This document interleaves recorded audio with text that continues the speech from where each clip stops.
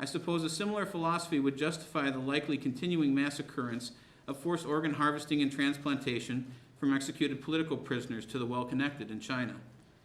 If we don't do it, somebody else will, becomes the rationale for researchers and enterprises demanding low standards. In so many areas, that's already been the case. The U.S. Department of Health and Human Services reported in 2008 that 40% to 65% of federally regulated clinical trials were done in other countries, and that U.S. regulators inspected fewer than 1% of foreign clinical trial sites. It's not a valid excuse to say we should be able to disregard standards simply because others are doing so. We cannot allow the ethics of research to be relativized by the blandishments of opportunity.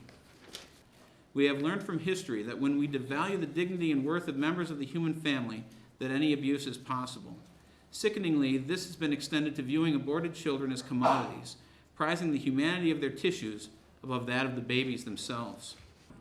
Cancers, including lymphomas, stomach cancer, throat cancer, and other diseases, have active NIH-supported labs working on promising new treatment approaches. All of this will stop like this if this bill is passed.